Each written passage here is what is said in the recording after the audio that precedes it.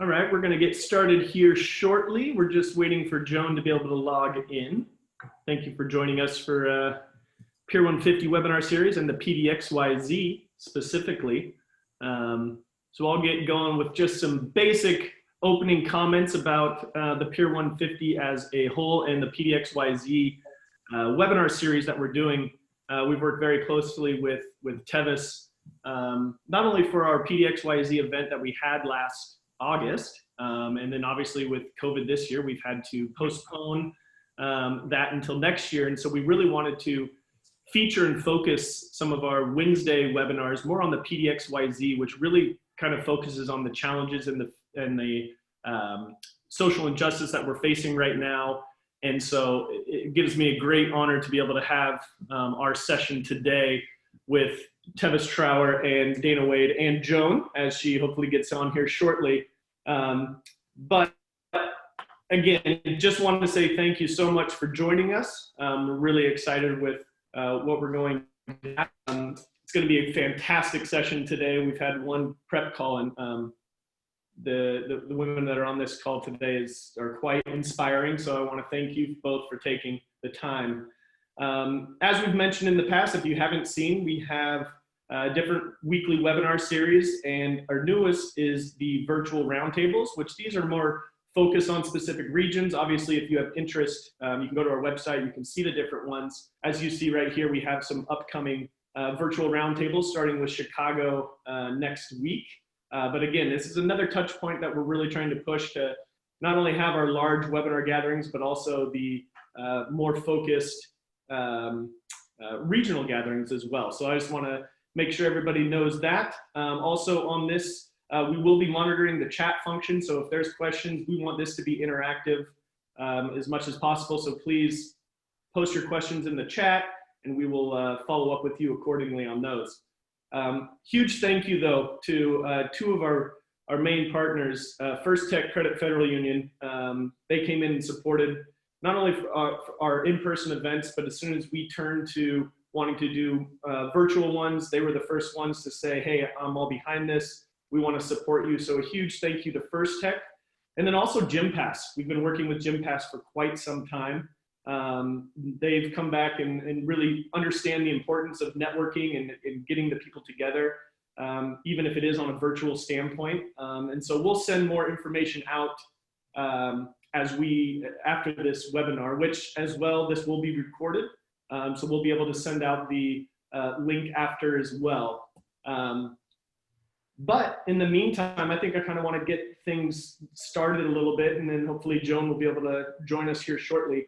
So maybe what we can start with, and Dana, I'll kick it over to you, is maybe if you can just give a little bit about your bio, your brief background, what your role is. I think you have a very unique and creative job title. And so if you could just give a little bit of insight into that. Sure. So hi, everyone. I'm Dana Wade, and I'm a vice president at Viacom, and my current role is in the Creative Strategy and Cultural Intelligence group, where we essentially focus and monitor trends that are kind of driving culture, driving youth culture, driving pop culture overall. We've been watching and engaging a lot in a couple of areas these days, obviously the corona pandemic being one of those, and its effects on organizations and brands and marketers, as well as the racial pandemic, and looking at that from both from an inside out perspective, and really trying to wrap our heads around what does that mean to us as a unit and as a team, but also what does that mean from a marketing perspective, and what are challenges that consumers are facing, and just broad topics like that. So it's been a fairly active kind of time for us in terms of really kind of trying to understand what the landscape of the world is. But it's very enriching because you do see so much change that's happening, not only at a macro level, but at a micro level, which is really inspiring for us. Fantastic. Tevis, do you want to give a little background on yourself? Yes, I'd love to. So I'm the founder and CEO of Balance Integration, and we're a cultural consultancy. I started it 18 years ago. Seemed like no one was really thinking about culture, but I'd gotten an MBA and worked in enough organizations to really start to ask myself, why is it that we leave our humanity at the door? And with little more than that question, I started the company based in New York City in 2002, and I've been partnering with organizations above and beyond Pier 150. I'm so glad that you guys exist to agitate around a lot of the more important conversations around what makes an organization great. But we've worked across the broad spectrum from professional sports organizations to fashion to professional services and private equity. And we actually worked with Viacom years ago. So I'm thrilled to have this conversation today, Dana. Thank you. Good. Welcome. I want to dive in because we teased everyone into coming into this conversation based on the broad spectrum of issues that companies are facing, from work from home, return to office, diversity, social justice. You can't even breathe without talking about the challenges of this time. And I know we're all kind of sick of the hushed tones. We're sick of the grief. We're sick of the burden of it. And nowhere is that more pronounced, I think, than for the holders of culture. So for you at Viacom and for you as a professional, I mean, how are you prioritizing all the things that are really calling leadership to the mat right now? I'm really curious. So I think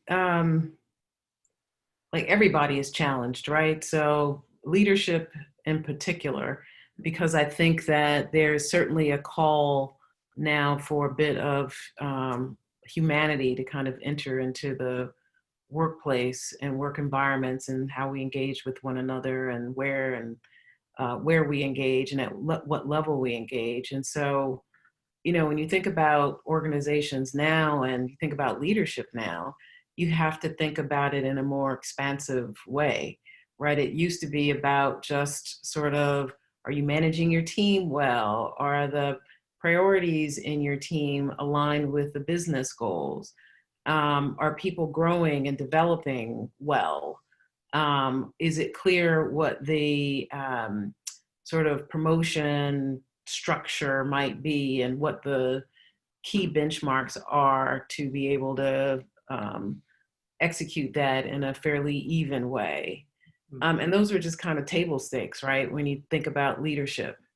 But I think now leadership is called to say, to take a step back, yeah, right? And to really kind of assess what is the playing field, first of all, that we're all playing on. And for some people and for many in leadership, it's really the first time that they're getting to the point where they're saying to themselves, wait a minute, maybe this playing field isn't equal. And maybe there are some other things as I think about like leadership and the direction of leadership and in being an inclusive in leadership. What does that look like for my team? And how does that square against my personal values and beliefs and what I want from a team perspective, but from a personal leadership legacy perspective as well. And so I think the aperture has gotten a lot bigger for leaders. And I think we also have, as leaders, employee groups that are looking to us to say, so what do we do with all of this that is now before us? And how do we manage and process that through our own ways of working and our own kind of team cultures and company cultures? And I think there's a lot of tension in that right now. So that's where my radar goes right away, because you mentioned the table stakes, right? Of how do I manage well? How do I promote? How do I cross-train, et cetera, et cetera. And culturally, I think you'd be hard pressed to find a company that was perfect, even at the table stakes, right?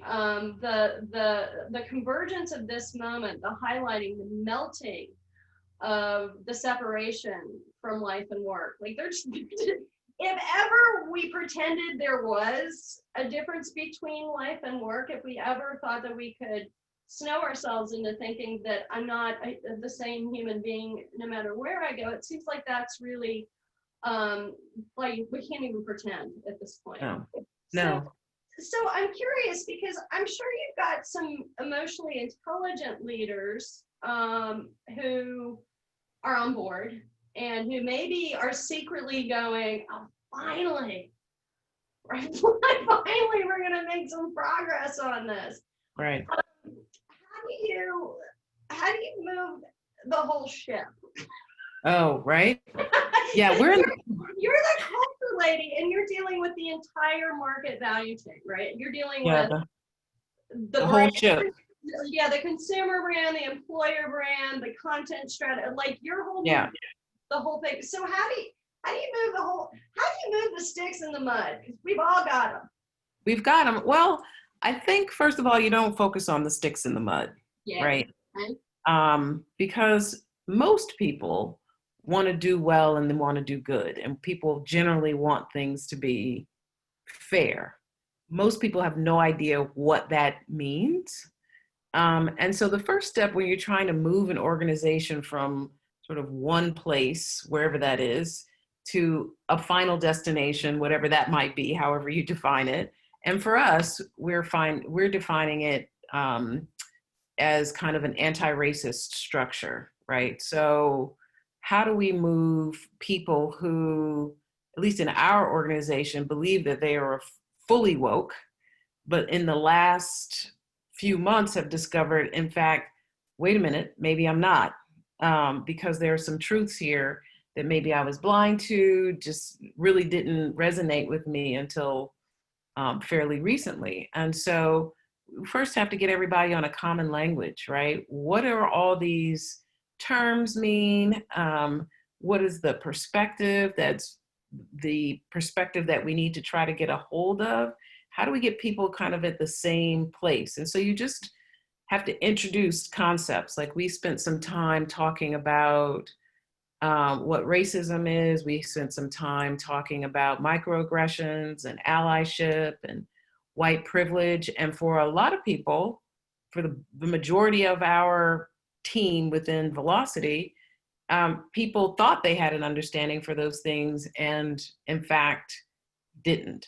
And so the first step is to let's just get an open conversation going on, see where everyone is, get to a common place of understanding, and then we can take the next step. We're still in step one, where we're trying to get everybody to the common language and common understanding. Well, and from an anthropology, believe me, I'm 5 million years old, but I remember from my anthropology classes, the values and language are two of the bedrocks when you talk about sharing a culture. So I'm curious, that being your purview, has that been an initiative you've led? Have you partnered with someone in D&I and HR? I just want to give people a sense of how you're fomenting, not just talking about this stuff, but one, action, two, the allocation of executive time and resources, which all of us know is the hardest thing to get, right? Yeah. How are you getting them to go, oh, we can't just talk about this stuff or not, or the heads nodding thing that we all had? Yeah, no, for me, it started from a place of personal accountability.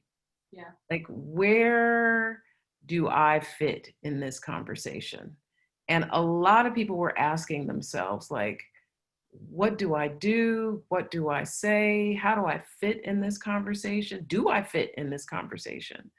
And so for me, it was really where do I fit in this conversation and what's my role? And once I was able to answer that question, which I thought was a very human kind of natural question, given where we are with things today, I said, well, I have a choice. Either I can fold my arms and say, this is other people's problems to fix and not mine, and decide I'm not going to participate until some other point in time. Or I could say, you know what? There's no time like the present. And let me jump in here and have a voice and try to shape an environment that not only I can thrive in, but everyone else is going to thrive, and it'll be a better place for all of us. And so there were a series of conversations that were kind of going on across our organization when the George Floyd murder occurred. And a lot of our staff was really shaken by it, and turned to themselves, turned to their leaders, and was like, what do we do? And how do we get past this moment? And how do we get to a common place of understanding? And that sort of circulated for a minute, right? Because people were kind of trying to figure out, well, what is our place in this? And what should we be doing? And so ultimately what I decided was that I was going to lead an effort to begin to get us to transform our culture, and put together a series of conversations on those 4 topics that I talked about already. One on racism, allyship, white privilege, and microaggressions, because those were the things that were kind of dominating the current conversation around race overall, and certainly impacted things as it relates to race in the workplace. So, and through that, a 8-hour commitment for 350 people. Wow. And a mandatory requirement for through 2-hour sessions. We schedule them kind of twice a week, so over a 2-week period, and gave people an open space. This is all over Zoom, which at first we were like, this is awful. We're going to have to do this over Zoom. But it really turned out to be the best place and space for us to sort of open up dialogue. And through that, we learned a ton about our employee base. We understood how people identify and why they identify that way. We understood the perspective and how each of us got to whatever understanding we had. We understood why we got there. People talked about, after the first 2 workshops were racism and white privilege, people went back into their communities, their community of family and friends, and started to have conversations about why this was never said. Why didn't I know this? Why wasn't this in school? Did the institutions fail us by not sharing the experiences of people of color more deeply and more broadly?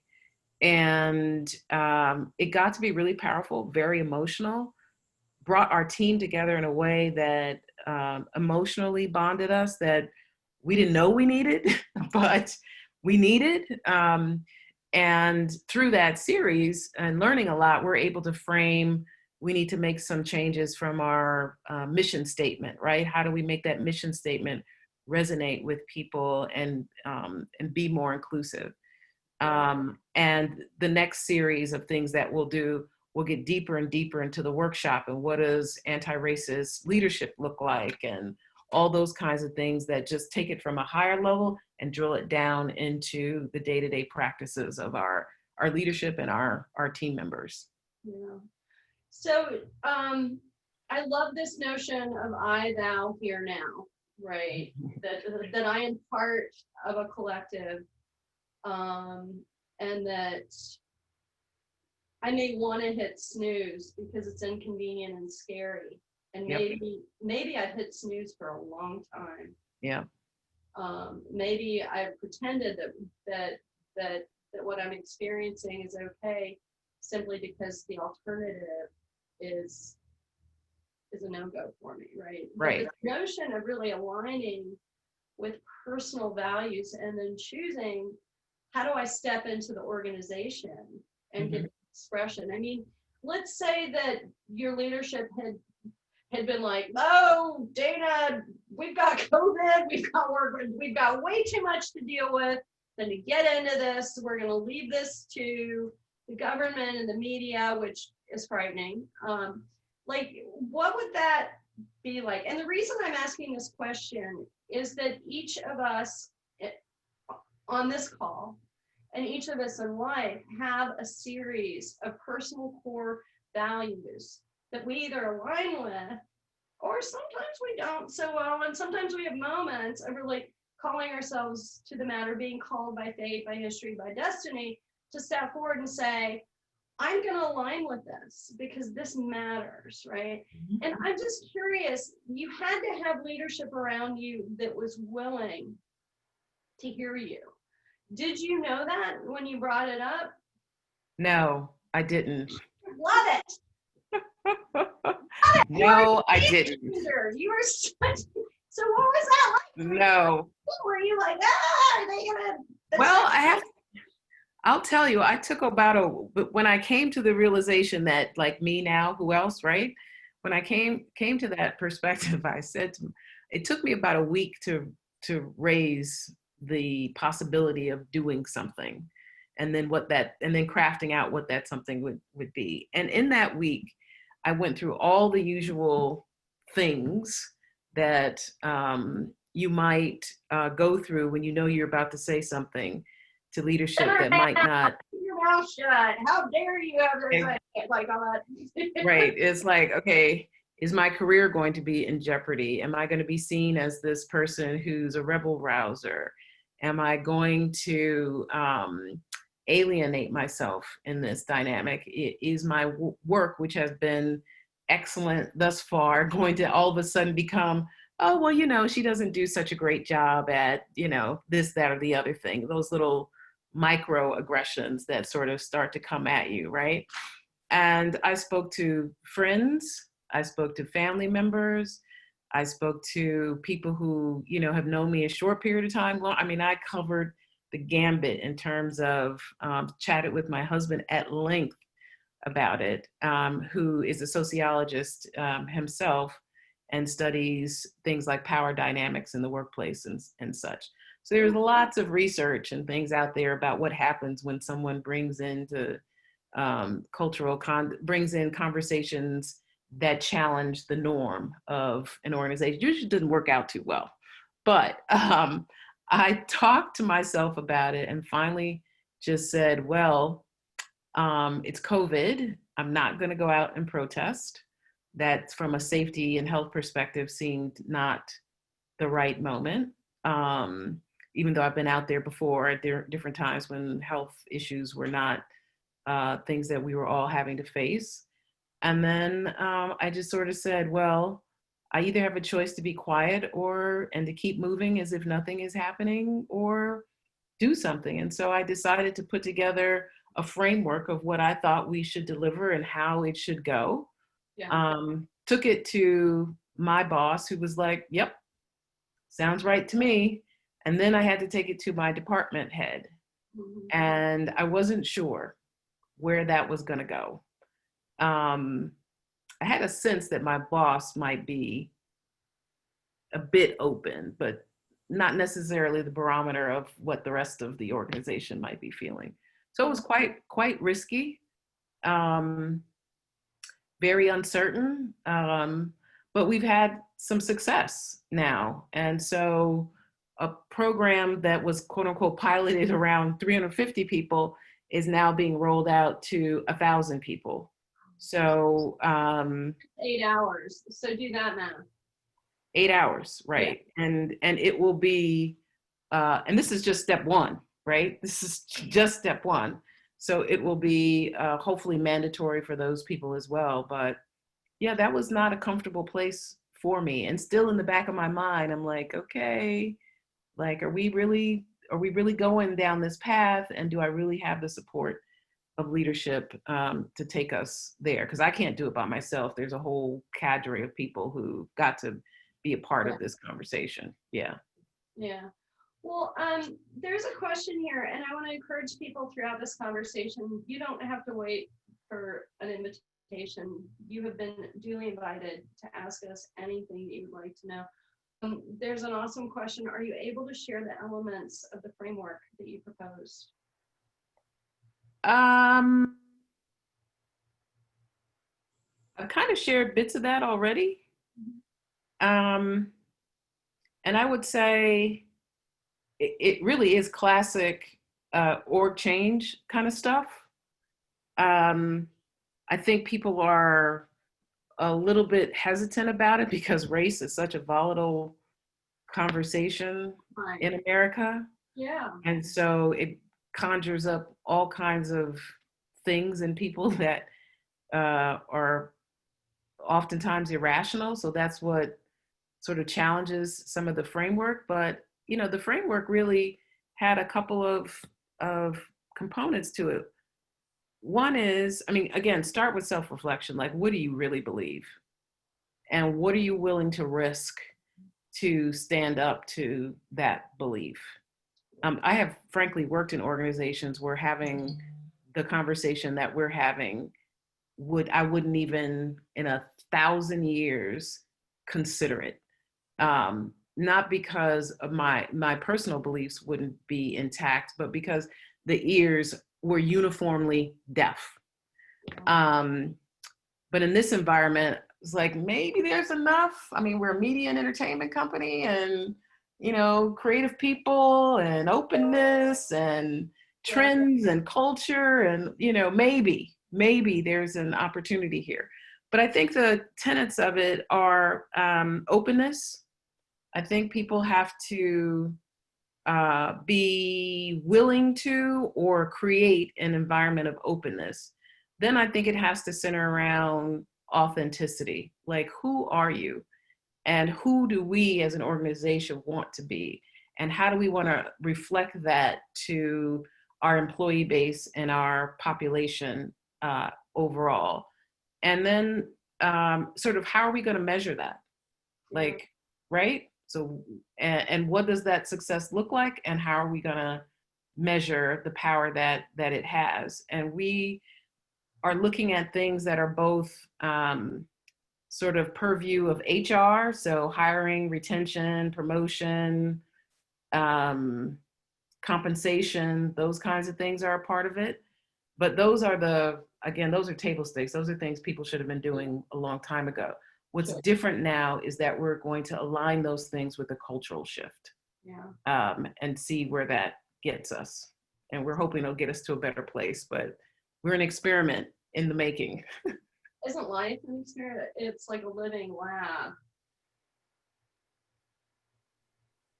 I wanted to ask you, Dana, so as someone who has agitated for change, I would say from the side, from high up, but from the side, you took on something that as you yourself has said, is really loaded for all of us, because no one has not lived in this paradigm of racism. Nobody has not experienced it. Right.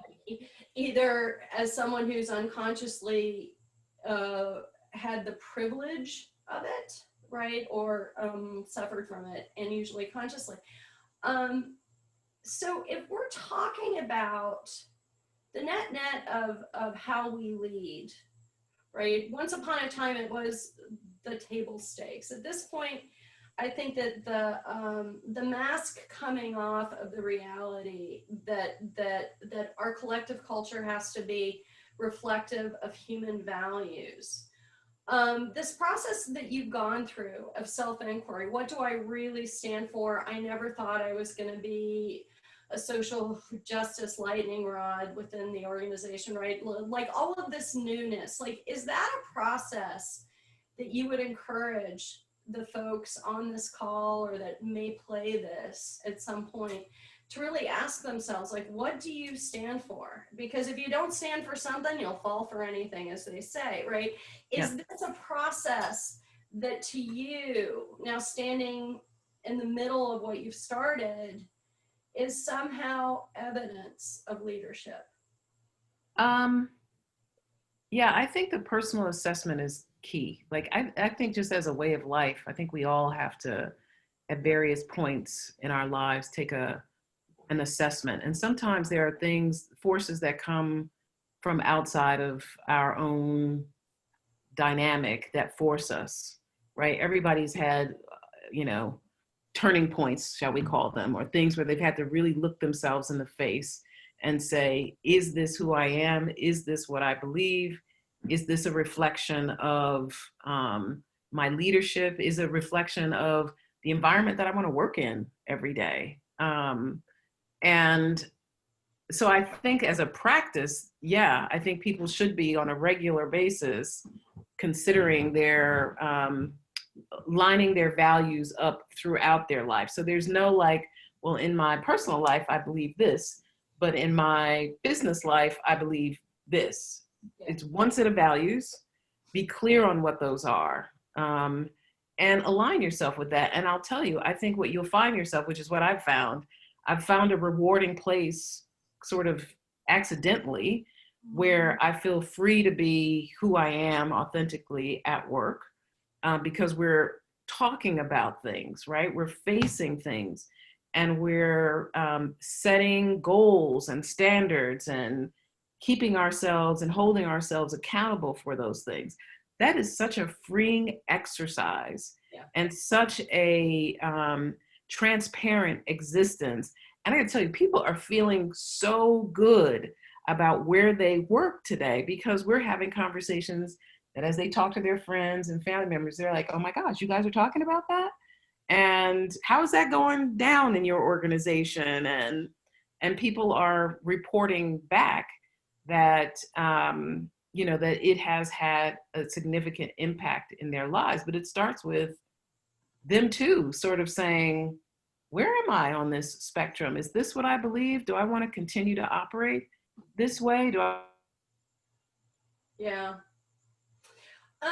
So Dana, we've got a couple other questions that have come in. I wanted to really underscore what you're saying about the power of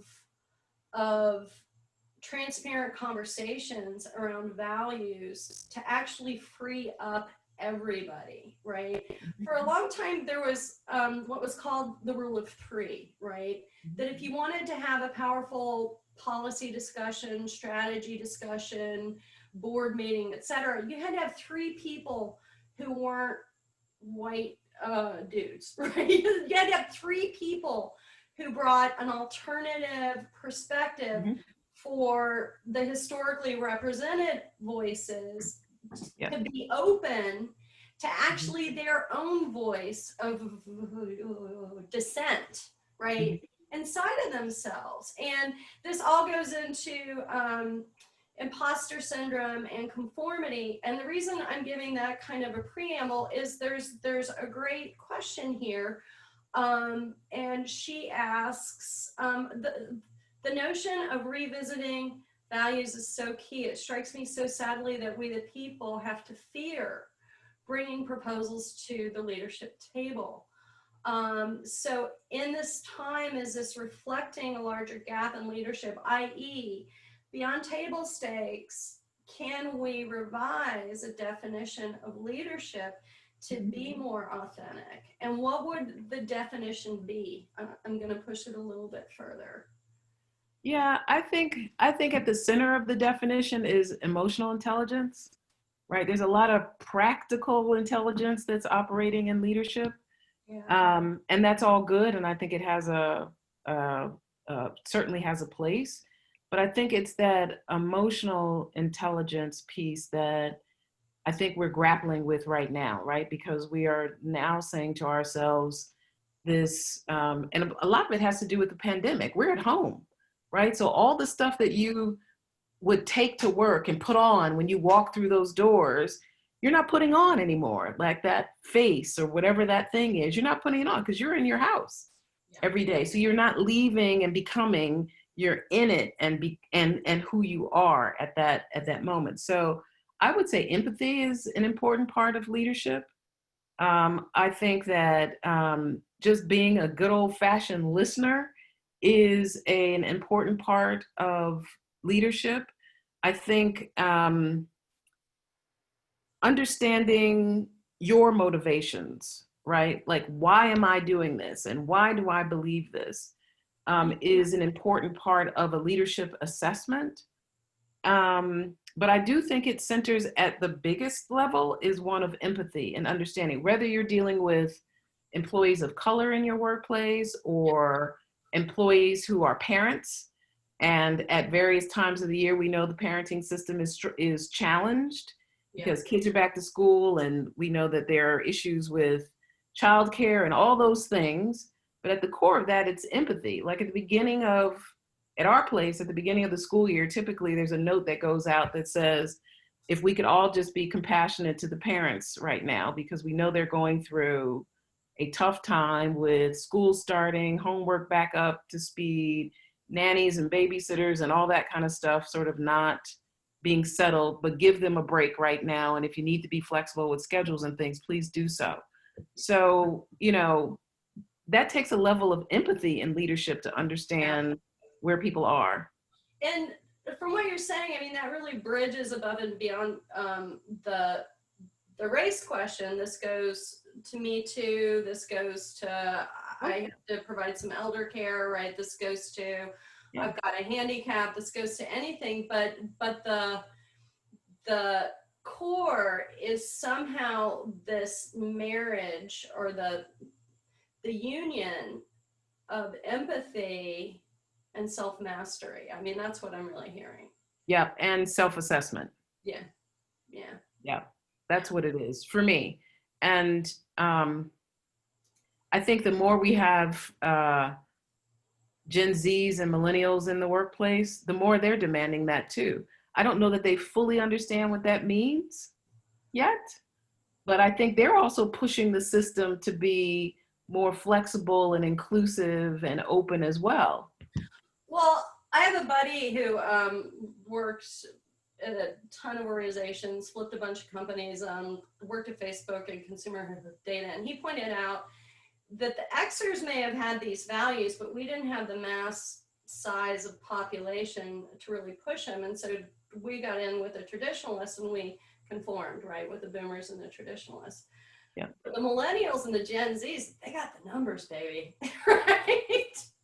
They got the numbers. So they're speaking to, I think, a lot of the values that the Xers may have been exposed to and growing up, but we just kind of push them aside as a pipe dream. Yeah, and we taught them these values. We told them, right? What did we tell them? We told them that everybody does, whether you agree with this methodology, this thinking or not is a different story, but we told them that everybody deserves a trophy because they participated, right? We told them that. We told them that everybody was the same. Yeah. And everybody had personal value. Not all that is true, but that's what we told them. We told them that they should respect the opinions of others. Yeah. Right. These are things we told them. And so guess what we're getting back? We're getting that back. And what they're finding is that, wait a minute, as they step into the workplace, there's an incongruency around that. It's like, I thought you said everybody was the same, but here I am in a workplace every day, and my colleague who might be a person of color is getting a starkly different experience than I am having.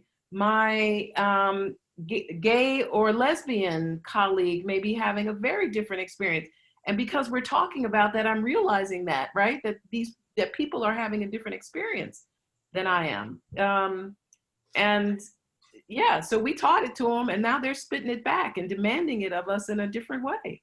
Yeah.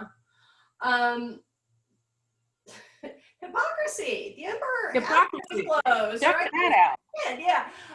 So this kind of goes to a double standard, this next question, and I think it's an apt one. The question is, why was it so quick for corporations to act on Me Too, right? To act on, as soon as the data came in and it was trackable in email and there were videos, etc., corporate law departments were fairly quick, relatively speaking, to act on Me Too problems, but it's taken much longer and much more repeated evidence to talk about and take action around the racial question. And this is a question from the audience. So how would you sit with that? Why did it take so long? Well, I think we have to go back to about 1619 and explain and have a real understanding of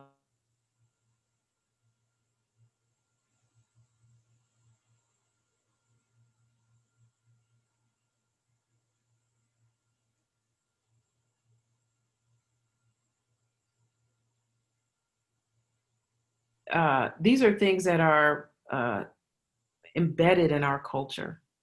Yeah. So the life of an African American or a slave at that time had very little value, and that was value from a personal experience in terms of the way people were stolen from their countries and brought here, to a legislative one where they were counted as 3/5 of a human being. I mean, all those things and many, many more. You also have to remember that, you know, at that time, you had policing situations that were set up to keep the slave community in check. And you had, you know, the sheriff in the town by day was a Klan member at night. And so you had all these systems that were focused on sort of stamping down and keeping control and dehumanizing a group of people. And we have not yet been able to unwind that. Yeah. The understanding of less than part of that, and you can look at a number of examples around in policing situations and legislative situations, redlining and things of that nature, where things of that would be valued overall, when you separate them out into dynamics of racism and color, that people are allowed to believe that those things are of less value. Because in 1619, that whole history, that whole culture of enslavement and the attitudes that came with it continued to be passed down unconsciously in some cases throughout America. And so we're dealing with that today. Me too, and that's a very volatile conversation, very volatile conversation. People get irrational when you talk about race in America. And I think because it cuts to the soul of America. It's like, how does a country treat a group of people in that way? But at the same time, that same group of people is what built the wealth of this country today. So, and for a lot of people, just like even that sentence right there is like, what are you talking about? Wait a minute, you know. I was actually you know. thinking, I wonder how many brains just fried a little by hearing you say Oh my that. God, that's like a brain freeze. What are you talking about? My mother, my father did this, did that. Those things can coexist. Yeah. That your mother, your father did this, but my mother, my father did that as well. And those things can coexist. But I think we are so deeply ashamed of that time period and how that has continued to progress through our culture, that it's just really difficult. I'm trying to find a word that's bigger than difficult, but it's really, really difficult for people to get their heads around and accept the history of our country as really the history. There's nobody's making that up. Like, it's well documented. That's historic. The treatment of women is well documented. I mean, remember, voting rights for women. I mean, we're not talking like hundreds of years ago, right? We're talking in recent history that women have been given the right to vote, and women's place in the world was as a companion, but never a co-equal in the law, in the way land was granted, inherited, what women could own. And I mean, you were a wild woman if you had to own your own business, and 30, 40 years ago. So, and that's wrapped up in the culture of America, not just America, around the world. Yeah. that somehow women are less than, but I think it's the volatility ultimately of race and the conversation and emotions that brings up that just makes people really not want to deal with it. It's hurtful, it's challenging. You know how your white colleagues feel about it. You've been in conversations when people have said things. You know it's not a safe space. And because you sit in a place of privilege, you don't really have to deal with it. So you don't. Yeah.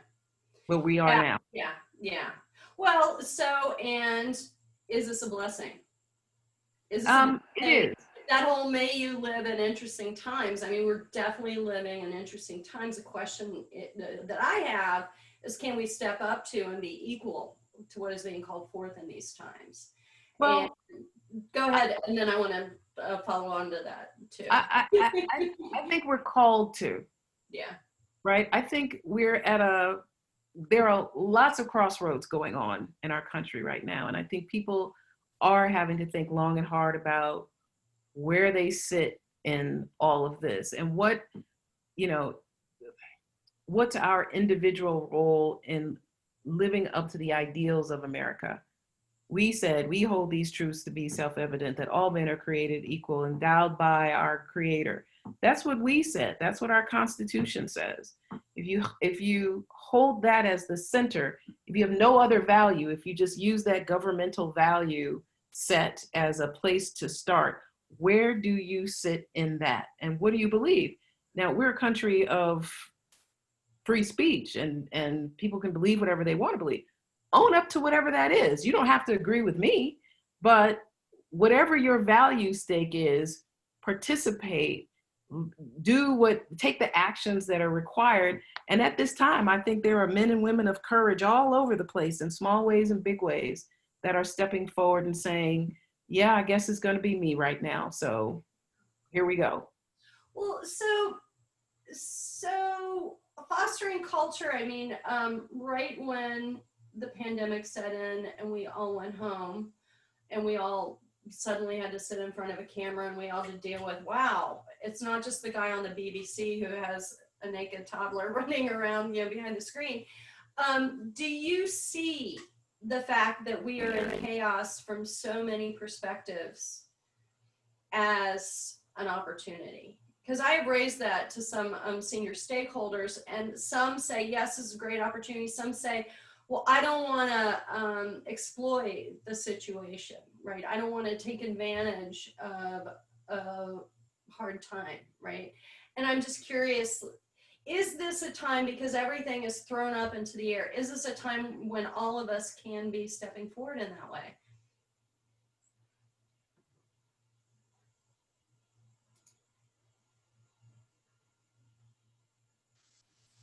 Oh, here we go. We lost ourselves for a second. Yeah. I'm not sure about the exploitation part of that. I guess I don't really see it as exploitation. I think. Yeah, I agree with you, by the way. I do. Yeah. Yeah. I think if you look across America's history, this is not the first moment that we've had where we've had to reckon with ourselves on something. So this is, we have the privilege of living through this moment to participate, but there have been other moments of civil discourse that have led people to take action, and we're at another one of those points.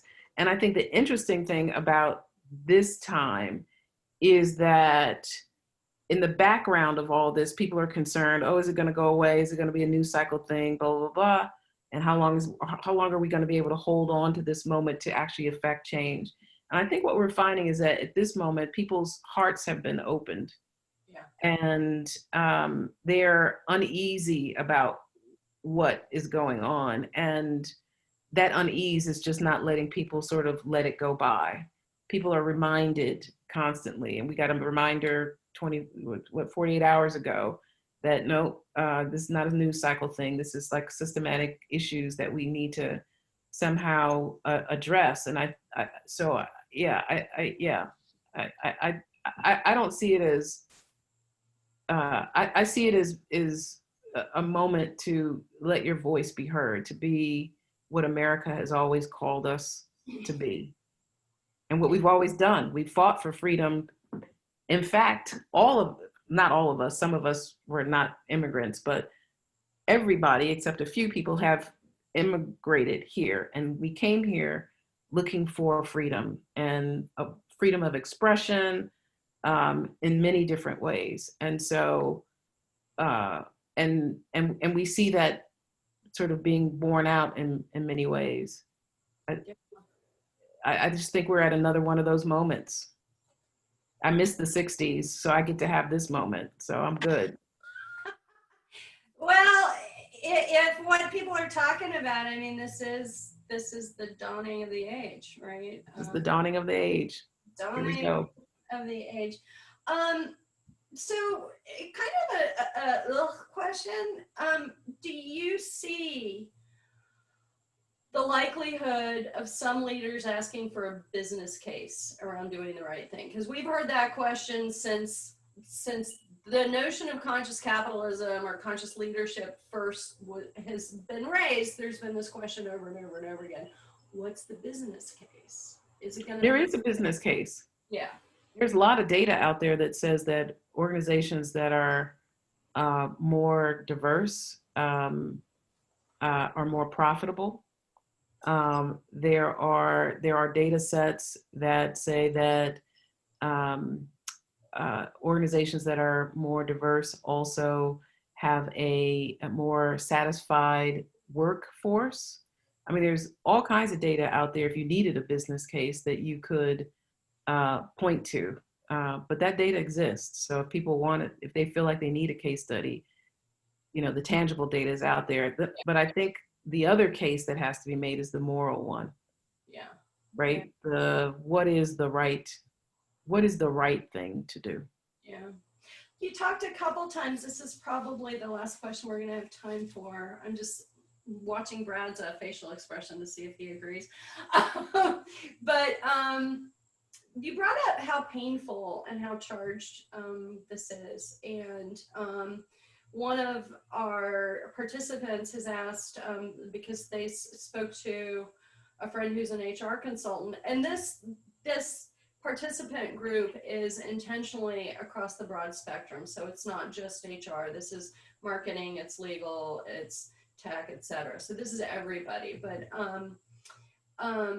one HR consultant has weighed in and said that the DEI conversation is risky because it can reveal things that are too uncomfortable.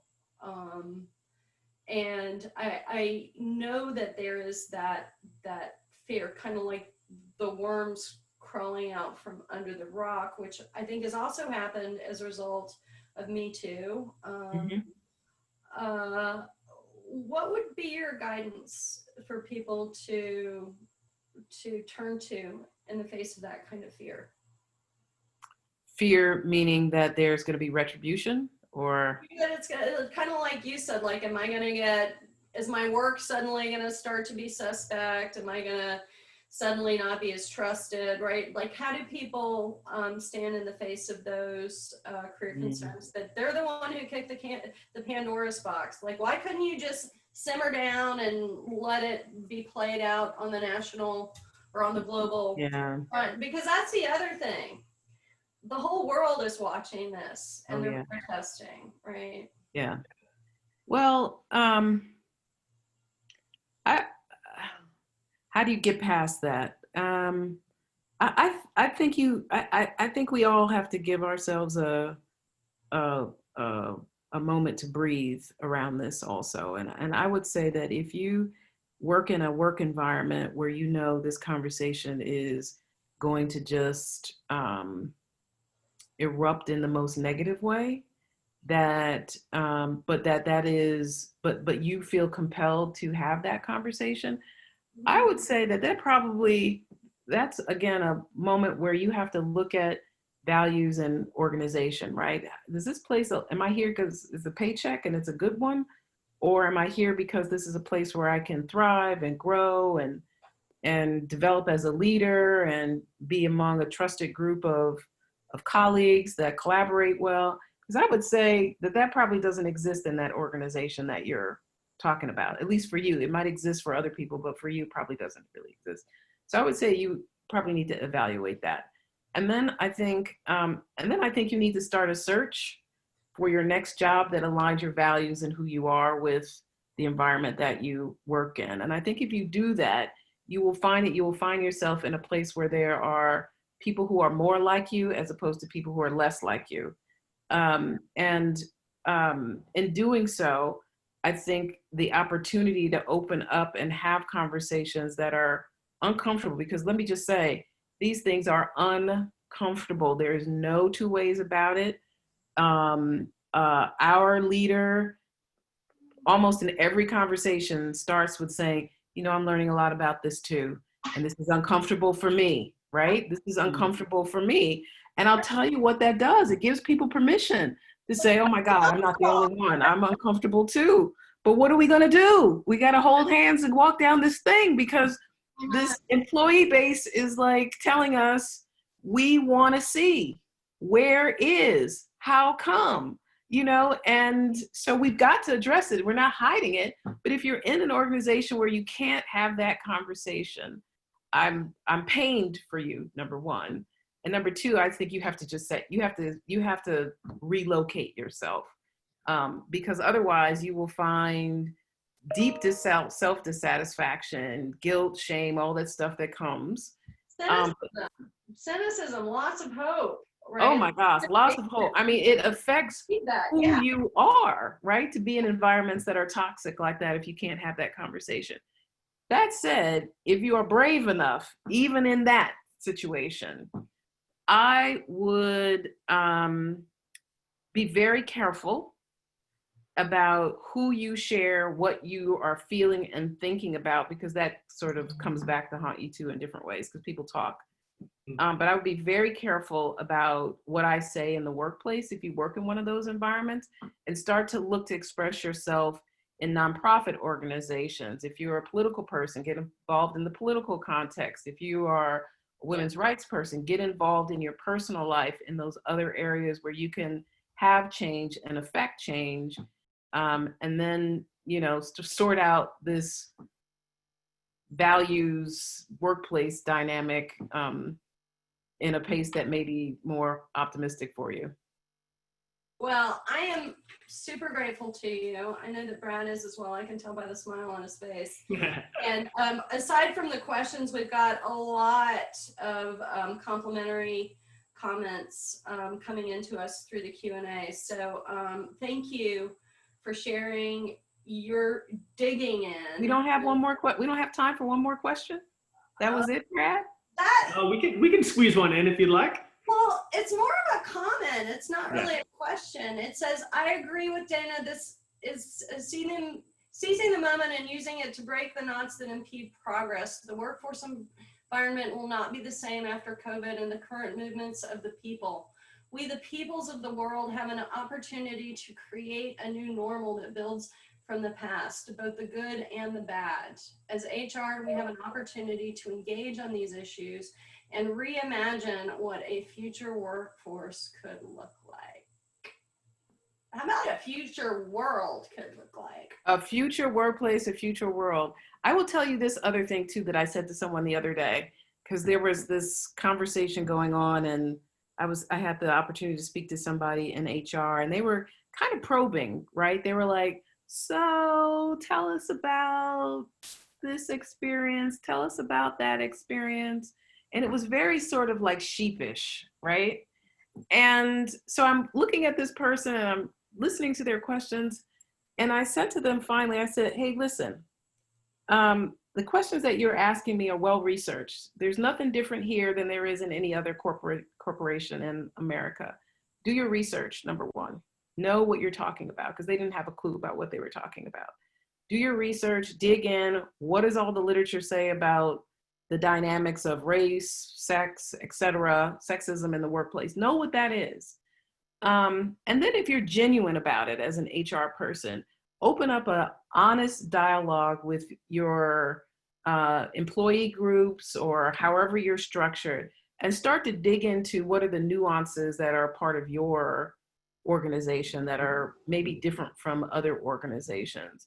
And people will appreciate the fact that you're trying to understand, and then here's what we're doing to affect change.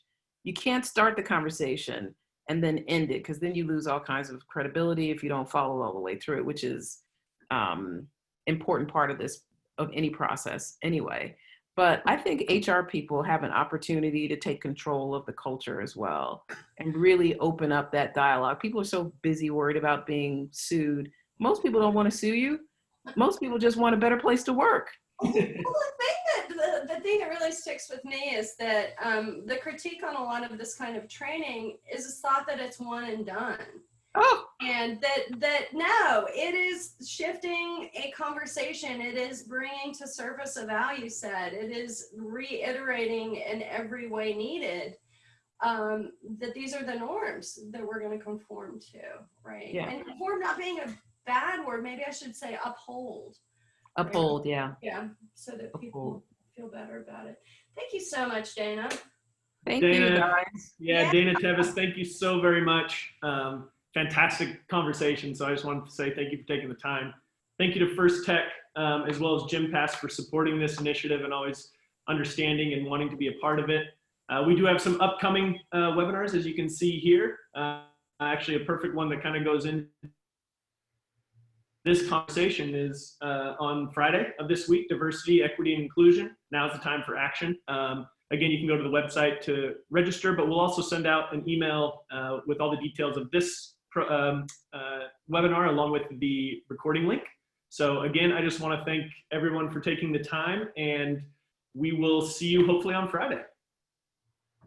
Thank you so much, Brad. Thanks, everybody. Thanks, Brad. Thanks, Tavis. See you guys soon. Bye. Bye.